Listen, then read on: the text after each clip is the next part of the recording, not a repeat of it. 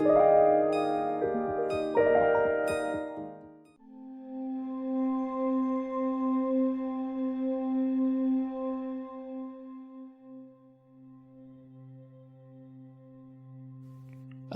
علیکم دوستو، آپ کے اعتماد اور ساتھ کا شکریہ۔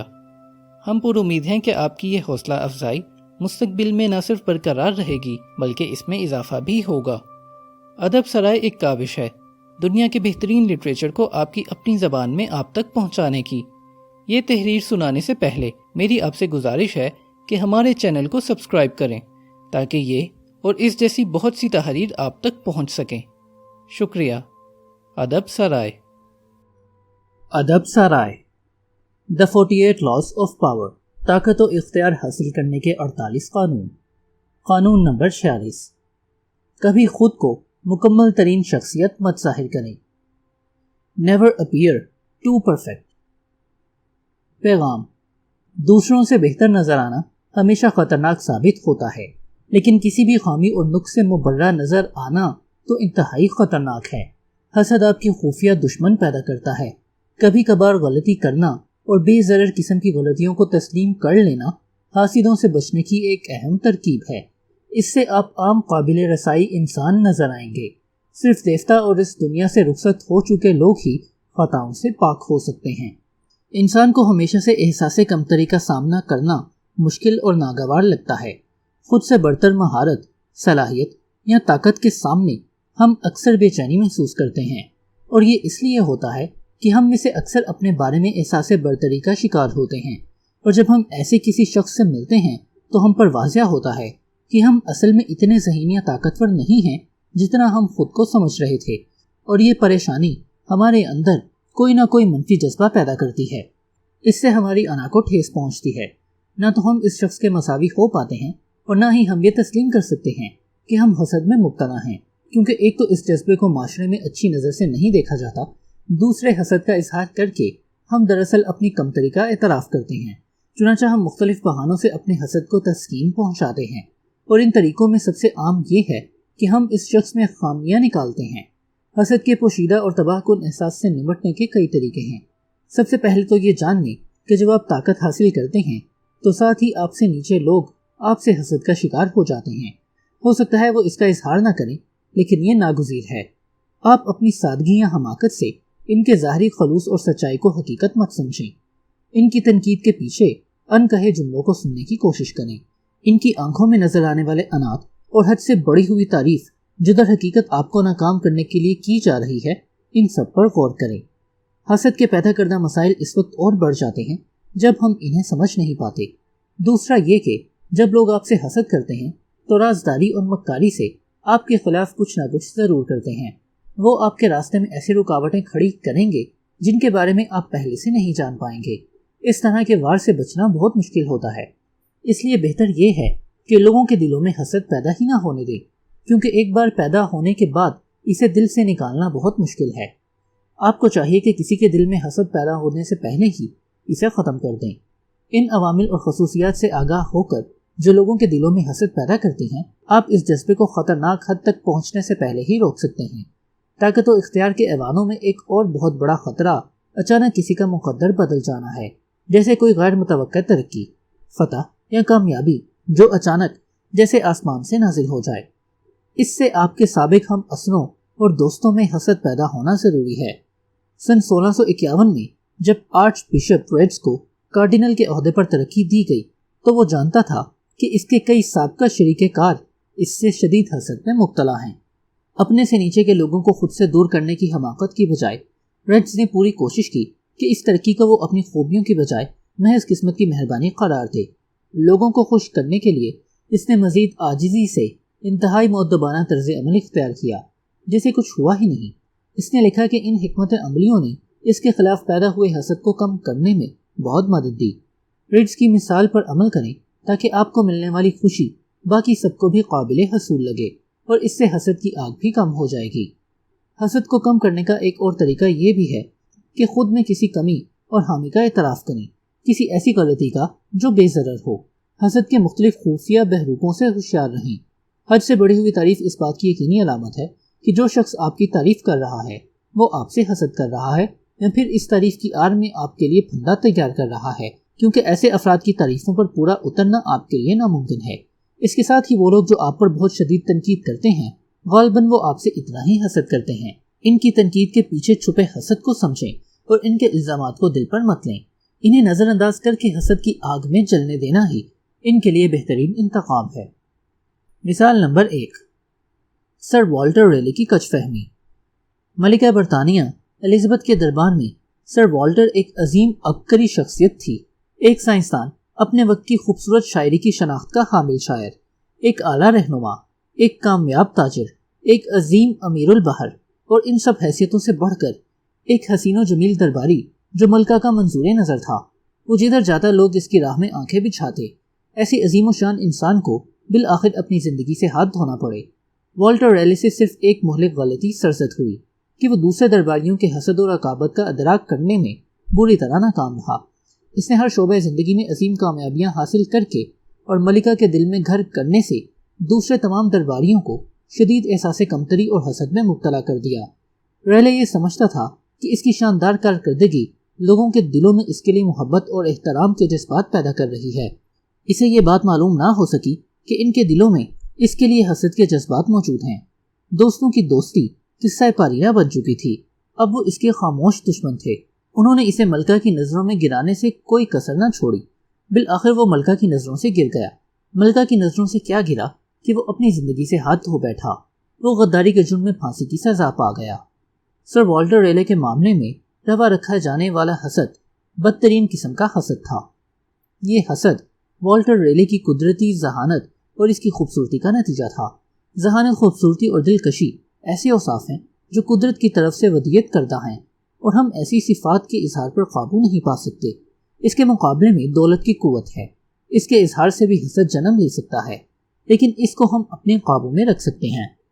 سر والٹر ریلے اگر بر وقت اپنے معاملے کا جائزہ لیتا، خود کو اکمل ترین درباری، غلطیوں اور خامیوں سے مبرہ انسان ظاہر کرنے کے بجائے خود کو ایک عام درباری ہی ظاہر کرتا، تو اس کا انجام یقینی طور پر مختلف ہوتا۔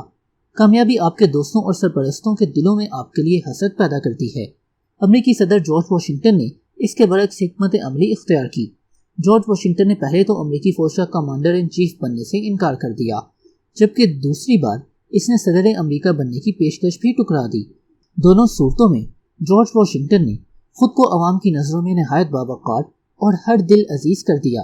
لوگ خوش تھے کہ وہ اپنی خواہش کے برعکس عوامی خواہشات کے احترام میں صدر جیسے نہایت ذمہ دار اور تھکا دینے والے عہدے پر متمکن ہوا ہے۔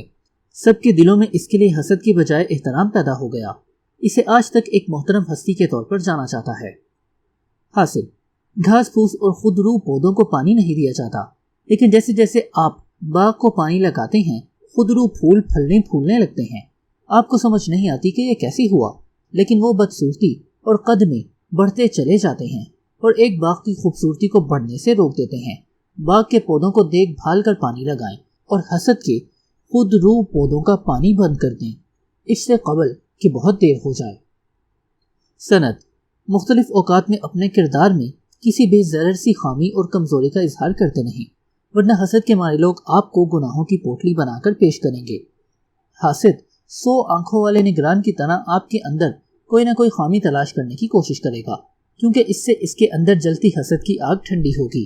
حاسد کو اپنے ہی زہر میں پھٹنے مت دیں، بلکہ اپنی ذہانت یا بہادری میں کوئی نہ کوئی خامی پیدا ہو لینے دیں تاکہ حسد کی جلن ماند پڑ جائے۔ بالتسار گریشین، سن 1601 سے سن 1658 عیسوی۔ The 48 Laws of Power، طاقت و اختیار حاصل کرنے کے 48 قانون۔ قانون نمبر 47، فتح ہونے کی خوشی میں اپنے مقرر کردہ ہدف سے آگے مت بڑھیں، مناسب وقت پر رک جانے کا فن سیکھیں۔ Do not go past the mark you aim for in victory. Learn when to stop. پیغام، فتح کا لمحہ ہی اکثر تباہی کا پیش خیمہ ثابت ہوتا ہے۔ فتح کی سرشاری میں آپ کا غرور اور حد سے بڑا ہوا اعتماد اکثر اوقات آپ کو اپنے مقررہ کردہ ہدف سے آگے بڑھ جانے پر مجبور کر دیتا ہے، اور اس کے نتیجے میں آپ کہیں زیادہ نئے دشمن بنا لیتے ہیں۔ کامیابی کو اپنی عقل و دانش پر غالب مت آنے دیں۔ حکمت عملی اور محتاط منصوبہ بندی کا کوئی متبادل نہیں ہے۔ اپنی ایک منزل مقرر کریں، اور جب آپ اس منزل تک پہنچ جائیں تو رک جائیں۔ طاقت کا اپنا ایک انداز اور مخصوص چال ہوتی ہے، اس کے کھیل میں وہی لوگ کامیاب ہوتے ہیں جو اس انداز اور چال پر قابو رکھتے ہیں اور اپنی مرضی سے اسے تبدیل کر سکتے ہیں۔ وہ خود سارے مہرے اپنے ہاتھ میں رکھتے ہوئے لوگوں کے منصوبے اور حکمت عملی بگاڑ دیتے ہیں۔ حکمت عملی کا نچوڑ یہ ہے کہ آپ مستقبل میں واقع ہونے والے حالات پر قابو پانے کا ہنر رکھتے ہوں، لیکن اگر کامیابی کی خوشی کا شکار ہو جائیں تو مستقبل میں ہونے والے واقعات پر آپ کی گرفت دو طرح سے متاثر ہو سکتی ہے۔ پہلی بات یہ کہ آپ اپنی کامیابی کو کسی مخصوص انداز اور طریقہ کار کا مرہون منت قرار دیں اور اسی کو دہرانا چاہیں۔ ایسی صورت میں آپ اسی سمت میں آگے بڑھتے رہیں گے اور رک کر یہ بھی نہیں دیکھیں گے کہ آیا یہ سمت آپ کے لیے درست ہے بھی یا نہیں۔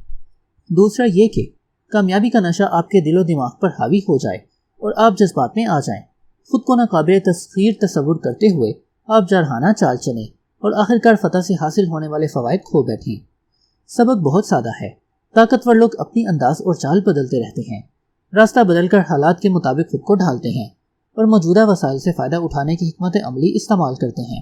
وہ اپنے بڑھتے ہوئے قدموں کو روک لیتے ہیں اور غور کرتے ہیں کہ وہ کس سمت چل رہے ہیں۔ ایسا لگتا ہے جیسے کہ ان کے خون میں کوئی ایسا مادہ شامل ہے جس سے وہ اپنے جذبات پر قابو رکھتے ہیں اور کامیابی حاصل ہوتے ہی خود کو روک لیتے ہیں۔ وہ مستقل مزاج ہوتے ہیں اور جو کچھ ہوا ہوتا ہے وہ اس پر سوچتے ہیں اور اپنی کامیابی میں حالات و قسمت کے کردار کو اچھی طرح سمجھتے ہیں۔ حالات اور قسمت ہمیشہ طاقت کے کھیل میں اہم کردار ادا کرتے ہیں، لیکن یاد رکھیں کہ طاقت کے ایوانوں میں خوش قسمتی بدقسمتی سے زیادہ خطرناک ہوتی ہے۔ بدقسمتی آپ کو صبر، مناسب وقت کا انتظار اور بدترین کے لیے تیار رہنے کا قیمتی سبق دیتی ہے، جبکہ خوش قسمتی آپ کو اس کے برعکس سبق دیتی ہے، جس سے آپ یہ گمان کرتے ہیں کہ آپ کی ذہانت اور کوشش آپ کو سب مشکلات سے نکال دے گی۔ ایسی صورت میں جب کبھی حالات بدلیں گے تو آپ تیار نہیں ہوں گے۔ قسمت جو آپ کو بلندی عطا کرتی ہے یا آپ کو کامیابی تک پہنچاتی ہے، وہی قسمت ایسا وقت بھی لاتی ہے جب آپ زوال کا شکار ہو جاتے ہیں۔ اگر آپ اپنی آنکھیں کھلی رکھیں گے اور برے وقت کے لیے تیار ہوں گے تو برباد ہونے سے بچ جائیں گے۔ طاقت کے کھیل میں اپنی قوت کے استعمال کو تبدیل کرنے کی ضرورت ہوتی ہے۔ بہت زیادہ قوت کے استعمال سے اکثر اوقات متضاد رد عمل پیدا ہوتا ہے۔ بہت زیادہ چال بازی بھی لوگوں کو ہوشیار کر دیتی ہے اور وہ پہلے سے زیادہ محتاط ہو جاتے ہیں۔ جب آپ فتح یاب ہوں تو رفتار کم کر دیں اور دشمن کو آگے بڑھنے کے لیے ابھاریں۔ چال اور انداز کو اس طرح تبدیل کرنا انتہائی طاقت دیتا ہے۔ وہ لوگ جو اپنے مقرر کردہ نشان سے آگے بڑھ جاتے ہیں وہ اکثر اپنے آقا کو اپنی وفاداری دکھانے کی خواہش کے تابع ہوتے ہیں، لیکن ضرورت سے زیادہ کوشش آپ کے آقا کو آپ کے بارے میں مشکوک کر سکتی ہے۔ میسیڈونیا کا بادشاہ فلپ کئی موقعوں پر اپنے جرنیلوں کی اس وقت تنزلی کر دیتا جب وہ اپنی فوجوں کو فتح دلا چکے ہوتے۔ اس کا خیال تھا کہ یہ شخص جو آج محض ایک ماتحت ہے مزید ایک اور فتح کے بعد حریف بن جائے گا۔ جب آپ کسی آقا کے لیے کام کریں تو اپنی کامیابیوں کا بڑی احتیاط سے جائزہ لیں۔ اپنے آقا کو ان فتوحات کا اعزاز لینے دیں تاکہ اسے کبھی کوئی بے چینی نہ ہو۔ دانش مندی یہی ہے کہ اس کا اعتماد جیتنے کے لیے مکمل اطاعت کرتے رہیں۔ سب سے آخری بات یہ کہ جب آپ رک جاتے ہیں تو یہ ایک ڈرامائی حد تک اہم لمحہ بن جاتا ہے۔ آپ کا سب سے آخری عمل ہمیشہ کے لیے ذہنوں میں محفوظ رہ جاتا ہے۔ منظر سے ہٹنے اور آگے بڑھنے سے رکنے کے لیے فتح سے زیادہ خوبصورت موقع کوئی نہیں ہوتا۔ آپ اگر آگے بڑھتے رہیں گے تو آپ کا اثر کم ہوتا جائے گا، یہاں تک کہ آپ کو شکست کا سامنا کرنا پڑ جائے گا۔ مثال نمبر 1، عظیم ایتھنز کے عظیم جنرل پیریسلیس نے بحر اسود میں پے در پے فتوحات حاصل کی تو 436 قبل مسیح میں اہل ایتھنز نے جبل ارض کی ہوس میں زیادہ سے زیادہ فتوحات کا ڈول ڈالنے کا شور مچایا۔ انہوں نے مصر، سسلی، ایران کو فتح کرنے کے خواب دیکھنا شروع کر دیے۔ جنرل پیریسلیس نے اہل وطن کے جذبات کو سرد کرنے کے لیے ایک طرف تو انہیں خیبرس کے خطرے سے ڈرائے رکھا اور دوسری طرف چھوٹی چھوٹی مہمات جاری رکھی جن میں فتح کا اسے یقین تھا۔ انہی فتوحات کی بدولت اس نے خود کو کامیابی اور کامرانی کا واحد نشان بنا دیا۔ ایتھنز کامیابی اور ترقی کی شاہراہ پر گامزن رہا۔ اس کی کامیاب حکمت عملی اس وقت آشکار ہوئی جب اس کے مرنے کے بعد آنے والے حکمرانوں نے بلا سوچے سمجھے سسلی پر چڑھائی کر دی۔ اپنے وقت کی عظیم طاقت سسلی جیسے کمزور سے ملک کو زیر کرنے میں ناکام رہی، بلکہ اس حرکت سے اپنی بربادی اور تباہی پر خود اپنے ہاتھوں سے مہر تصدیق ثبت کر دی۔ 16ویں صدی کا عظیم جاپانی جرنیل اور مستقبل کا بادشاہ ہائیڈیوشی اپنے مالک ایڈا نبونگا کی طرف سے لڑتے ہوئے ناقابل تسخیر جنرل یوشی موٹو کو شکست دینے میں کامیاب ہو گیا۔ اس کا آقا چاہتا تھا کہ ہائیڈیوشی مزید پیش قدمی کرے، لیکن ذہین جنرل نے اس کی خواہش پوری نہیں کی۔ ہائڈ پوشی کا خیال تھا کہ پیش قدمی کر کے حاصل کردہ فتح کے اثرات زائل کرنے کی بجائے اپنی اس فتح کو مزید پختہ کیا جائے۔ یہ وہ وقت تھا جب طاقت کی بجائے عیاری اور چالاکی سے کام لیا جائے، دشمنوں کو آپس میں الجھا کر انہیں کمزور کیا جائے، زیادہ جارحیت پسند نظر آ کر دشمن اور حاسد پیدا کرنے سے ہمیشہ اجتناب کیا جائے۔ حاصل، ایکارس کے باپ ڈیڈالس نے آخر موم سے پر بنا لیے۔ ان پروں کی مدد سے دونوں باپ بیٹے اڑتے ہوئے بھول بھلائیوں سے نکل کر مینوتار سے فرار ہونے میں کامیاب ہو گئے۔ اپنی کامیابی پر وہ بہت خوش تھے۔ اس شاندار رہائی اور طاقت پرواز کی مسرت سے سرشار ایکارس اوپر ہی اوپر آسمان کی بلندیوں کی طرف پرواز کرنے لگا، حتیٰ کہ سورج کی گرمی نے اس کے موم کے پر پگھلا دیے۔ اس طرح ایکارس بلندی سے گر کر اپنی زندگی سے ہاتھ دھو بیٹھا۔ سند، شہزادوں اور جمہوریتوں کو اپنی فتح و کمرانی پر قناعت کر لینی چاہیے، بصورت دیگر زیادہ کی خواہش میں وہ ہاتھ میں آئی دولت بھی کھو بیٹھتے ہیں۔ فتح کی امید یا گھمنڈ میں سرمست انسان اپنے دشمن کے خلاف غلط اور توہین آمیز زبان استعمال کر کے اپنی جد و جہد کے راستے سے بھٹک جاتے ہیں۔ جب وہ اپنی زبان پر قابو رکھنے میں ناکام ہو جاتے ہیں تو غیر حقیقی امید ذہنوں پر قبضہ کر لیتی ہے، پھر وہ لوگوں کو اپنے ہدف پار کر کے آگے بڑھنے پر اکساتی ہے۔ اس طرح انسان اپنی حقیقی کامیابی کو ایک غیر حقیقی کامیابی پر قربان کرنے کی حماقت کر بیٹھتا ہے۔ نکولو میکیاویلی، سن 1469 سے سن 1527 عیسوی۔ The 48 Laws of Power، طاقت و اختیار حاصل کرنے کے 48 قانون۔ قانون نمبر 48، ایک مستقل صورت اپنانے سے بچیں۔ Assume formlessness۔ پیغام، ایک مخصوص شکل اختیار کرنے اور ایک واضح منصوبہ رکھنے سے آپ دشمن کے حملے کا نشانہ بنتے ہیں۔ ایسی کوئی بھی ایک مخصوص حالت یا حیت اختیار کرنے کے بجائے جو کہ دشمن کی گرفت میں آ جائے، آپ مسلسل حالات کے مطابق تبدیل ہونے میں مہارت حاصل کریں۔ اس حقیقت کو قبول کر لیں کہ کچھ بھی یقینی نہیں، نہ ہی کوئی اصول یا ضابطہ ہمیشہ کے لیے مقرر ہے۔ خود کو محفوظ رکھنے کا سب سے بہترین طریقہ یہ ہے کہ کسی مایا کی طرح بے شکل اور بدلنے کی خاصیت اپنا لیں۔ کبھی ایک ہی حالت پر جمے رہنے کی کوشش نہ کریں۔ تبدیلی ہر چیز کا مقدر ہے۔ انسان مختلف طرح کی شکلیں اور حیتیں اختیار کرنے کی وجہ سے دوسری مخلوقات سے ممتاز ہے۔ اپنے جذبات کے براہ راست اظہار کے بجائے انسان اسے مختلف علامات اور رسومات کے ذریعے ظاہر کرتا ہے۔ ہم کسی ایک مخصوص طریقے یا حالت کے ذریعے جذبے کا اظہار کرنے کے پابند نہیں۔ انسانی تخلیق کردہ علامات اور نشانات تاہم موقع کی مناسبت سے انداز، رواج اور طریقہ کار میں مسلسل بدلتی رہتی ہیں۔ ہمیں جو نشانات اور علامات ہماری پچھلی نسلوں سے ورثے میں ملی ہیں، ہم انہیں مسلسل بدلتے رہتے ہیں، اور یہ تبدیلی ہی زندگی اور آگے کی علامت ہے۔ اور وہ چیزیں جو تبدیل نہیں ہوتی بلکہ جمود کا شکار ہوتی ہیں، وہ ہمارے لیے موت سے مشابہت رکھتی ہیں، اور ہم انسان انہیں تباہ کر دیتے ہیں۔ عام طور پر وہ لوگ طاقتور ہوتے ہیں جو اپنی جوانی میں کسی بھی نئی چیز کے اظہار کے لیے نت نئے طریقے اختیار کرنے کے سلسلے میں اپنی تخلیقی صلاحیتوں کا لوہا منوا چکے ہوتے ہیں۔ معاشرہ ایسے لوگوں کو طاقت و اقتدار سے نوازتا ہے کیونکہ لوگ ایسی اختراعات کے لیے بہت شدید بھوکے رہتے ہیں۔ مسئلہ اس وقت پیدا ہوتا ہے جب یہ شدت تخلیق کرنے والے لوگ اس اختراع کے بارے میں احساس ملکیت کا شکار ہو جاتے ہیں، یا پھر کچھ عرصے کے بعد اسے بھی پرانا سمجھنا شروع کر دیتے ہیں۔ اب وہ مزید نئے اختراع نہیں کرتے، ان کی شناخت طے ہو چکی ہوتی ہے اور ان کی سختی یا جمود انہیں آسان ہدف بنا دیتا ہے۔ طاقت صرف اسی حالت میں پھل پھول سکتی ہے جب اس میں حالات کے مطابق ڈھل جانے کی گنجائش اور صلاحیت ہو۔ کسی مخصوص شکل کے نہ ہونے کا مطلب یہ نہیں کہ سرے سے کوئی شکل ہی نہ ہو، بلکہ اس کا پانی یا پارے جیسی صلاحیت رکھنا ہے کہ جیسے برتن میں ہو ویسی ہی شکل اختیار کر لیتا ہے۔ اس طرح سے مسلسل تبدیل ہوتے رہنا تاکہ کسی چیز کے بارے میں پیشن گوئی ممکن نہ رہے۔ کسی بھی مخصوص شکل کے نہ ہونے کی سب سے پہلی نفسیاتی ضرورت یہ ہے کہ آپ کسی بھی چیز کو ذاتی طور پر مت لیں، کبھی مدافعانہ رویہ اختیار مت کریں۔ آپ جب بھی مدافعتی حکمت عملی اختیار کرتے ہیں، آپ اپنے جذبات کی مخصوص شکل یا حالت ظاہر کر دیتے ہیں۔ آپ کے حریف یہ جان لیتے ہیں کہ انہوں نے آپ کی دکھتی رگ پر ہاتھ رکھ دیا ہے، اور وہ اسے بار بار چھیڑیں گے۔ اپنے چہرے کو بے تاثر کر لیں، اور آپ کے منصوبہ ساز شریک کے کار یا حریف غصے سے بے قابو ہو جائیں گے۔ جس شخص نے یہ ترکیب استعمال کی وہ نواب روتھشائلڈ تھا، پیرس کے غیر ملکیوں کے لیے غیر دوستانہ ماحول میں پھنسا ایک جرمن یہودی، جس نے خود پر ہونے والے کسی بھی حملے کو اپنی ذات پر حملہ تصور نہیں کیا۔